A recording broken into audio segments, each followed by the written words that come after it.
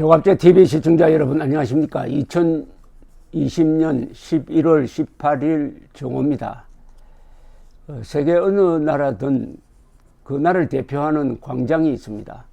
그 광장이 그 나라 또는 그 수도의 격을 보여줍니다. 베니스의 산마르코 광장, 크렘린 앞에 있는 붉은 광장, 모스크바죠. 그리고 도쿄에 가면은 그 천황이 사는 황거 앞에 있는 광장, 대한민국에는 여의도 광장이 유명했다가 오세훈 시장 때 광화문 광장이 만들어졌습니다. 광화문 광장은 저는 실패작이라고 봅니다. 그 이유는 광화문 광장을 뭘 상징하는 광장으로 만드느냐에 대한 합의가 없었습니다. 지금 광화문 광장은 대한민국을 상징하는 광장이 아니고 조선조를 상징하는 광장이 되고 말았습니다. 거기에 이승만, 박정희 등 역대 대통령 동상이 들어서든지 한 사람을 세운다면 당연히 이승만 건국 대통령 동상이 들어서야 될 자리에 전국에 수많은 동상이 있는 세종대왕 동상이 들어섬으로써 세종대왕 이순신이 지배하는 광장이 되고 말았습니다. 조선조 광장은 따로 있죠. 그 북쪽에 경복궁이 조선조의 광장입니다. 조선조를 대표하는 공간인데 그게 연장이 되고 말았습니다. 여기에 또 우리가 통용하는 화폐의 도안 인물이 5명이 다 조선조 사람입니다. 이퇴계, 이율곡, 신사임당, 이순신, 세종대왕. 그래서 이런 것만 보면 외국 관광객들은 아직도 대한민국은 왕이 다스리느냐라고 할 것 아닙니까? 이렇게 역동적인 나라에 이런 광화문 광장은 맞지 않다고 봅니다. 대한민국이 지금 어떤 나라입니까? 인구 5천만 이상이고 1인당 국민소득이 3만 달러 이상이고 민주주의를 하는 나라는 세계에서 7나라밖에 없습니다. 미국, 일본, 독일, 프랑스, 영국, 이탈리아, 한국 아닙니까? 여기에 맞는 광장을 만들어야 되는데 아주 진취적 발상이 죽어버린 수구적 조선조적 광장을 만들어 놓으니까 이 광장에서 이루어지는 일들이 아름다운 일보다는 아주 국민을 분열시키는 일들이 많이 벌어지고 있습니다. 그나마 정광훈 목사가 이 광장을 이승만 광장으로 부르자 해가지고 작년부터 이승만 광장으로 부르게 된 것은 우리 국민들의 자발적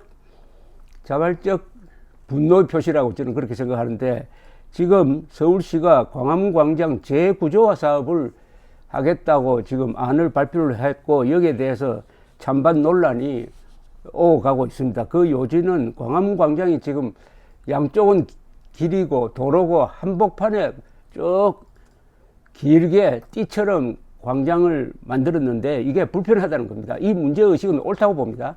광화문 광장으로 들어가려면은 도로를 건너야 됩니다. 뭔가 불안해요. 또 광화문 광장에 앉아 있으면 양쪽으로 차가 막 다니고 하니까 편안하지가 않습니다. 그런 문제의식은 옳다고 봅니다. 이 광화문 광장을 만들었을 때부터 이 만든 사람들 사이에서도 아차 실수했다는 이야기를 제가 직접 들은 적이 있습니다. 그래서 여러 가지 이야기가 나왔습니다.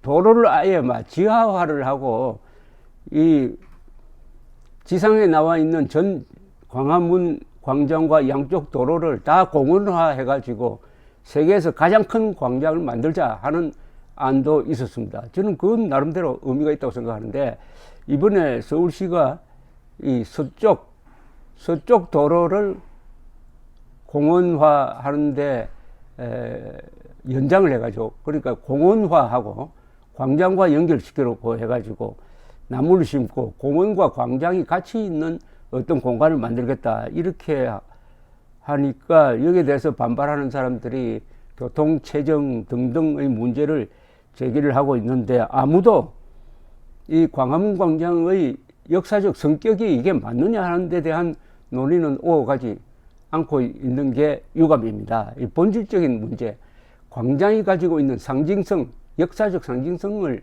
놓치고 있는 게 좀 겉돌고 있다는 생각이 듭니다.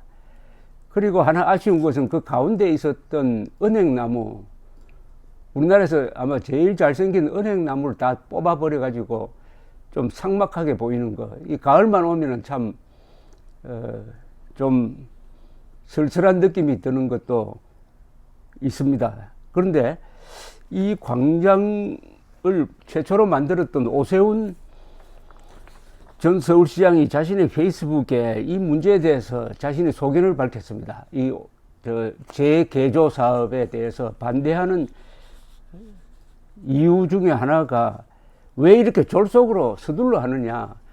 전 박원순 시장도 보류했던 안인데 여기 뒤에 배후가 누구냐 이렇게 나오네요. 배후가 누구냐 이렇게 문제를 제기하고 나왔습니다. 오세훈 시장의 이야기를 좀 소개를 해드리겠습니다. 제목이 공론화를 거쳐랍니다. 광화문광장 재조성 사업 강행에 대한 논란이 뜨겁습니다. 지금까지 반대 여론이 높아져도 의견을 내지 않고 침묵을 지켜왔던 이유는 조성 당사자인 전임 시장의 주관적 견해보다 객관적 비판이 더 의미 있다고 생각했기 때문입니다. 늦었지만 거의 모든 매체와 시민사회에 의해 서울시장 권한대행의 월권을 성토하는 분위기가 조성되고 있으니 다행스럽고 바람직합니다. 도시는 그 도시에 살고 있는 사람들의 삶의 그릇이라고 합니다. 따라서 시민이 요구하는 다양한 시대 정신과 철학이 반영된 결과물이 바로 지금 서울의 모습인 것입니다. 광화문광장을 처음 만들 때도 이러한 시민의 요구와 시대 정신이 반영될 수 있도록 각고의 노력을 기울였습니다.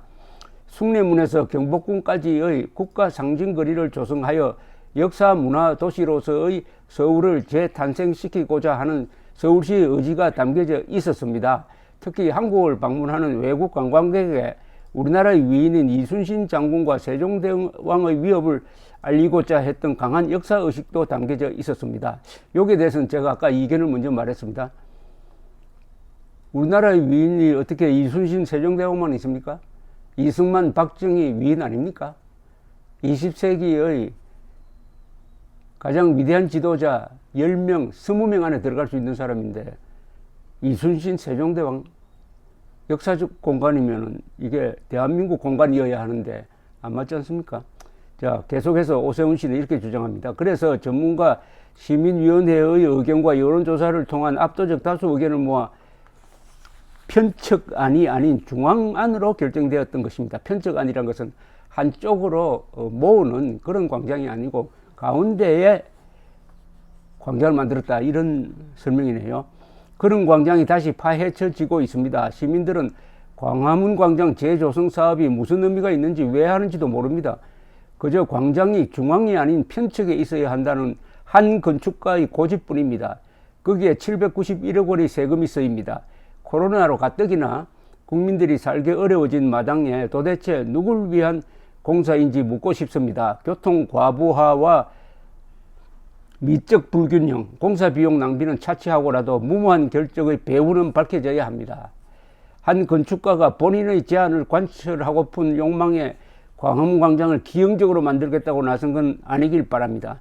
전 시장도 올해 5월 전면 재논의를 선언했을 정도로 문제가 많은 사업에 대해 서울시장 권한대행이 무리수를 두는 이유가 무엇이겠습니까? 행여 이 모든 비합리적인 의사결정 과정이 문재인 대통령과 동기동창이자 지난 9년간 박원순 시정의 도시 건축 행정을 좌지우지했다고 회자되는 한 사람의 이기심을 채우기 위한 청와대의 입김에서 비롯됐다는 세간의 소문이 사실이 아니길 바랍니다. 요 이야기를 하고 싶었던 모양입니다. 행여 이 모든 비합리적인 의사결정 과정이 문재인 대통령과 동기동창이자 지난 9년간 박원순 시정의 도시건축 행정을 좌지우지했다고 회자되는 한 사람의 이기심을 채우기 위한 청와대의 입김에서 비롯됐다는 세간의 소문이 사실이 아니기를 바랍니다. 광화문광장은 우리 민족의 역사적 공적 공간입니다. 이것이 모든 시민이 참여하는 공론화 과정이 필요한 이유입니다. 저는 이 말에 동의합니다. 모든 시민이 참여하는 공론화 과정이 꼭 필요하다. 공론화 과정에는 시민만 참여하는 게 아니죠. 그 전문가들도 참여하고 역사학자도 참여하고 해서 오랫동안 이런 과정을 거치는 게 오히려 더 그 결과를 아름답게 만드는 것입니다. 여러 사람들이 이렇게 논의를 하면 거기서 뭔가 나올 겁니다. 그리고 여기에 반드시 논의에 붙여야 될 게 세종대왕 동상을 저기에 계속 둘 것이냐, 이승만 동상을 세우지 않아도 되느냐. 대한민국 공간에 동상을 세우는데 왜 조선조 사람을 두 사람이나 안 치느냐 하는 문제까지 포함한 시민 참여 공론화 제안에 저는 박수를 보냅니다. 감사합니다.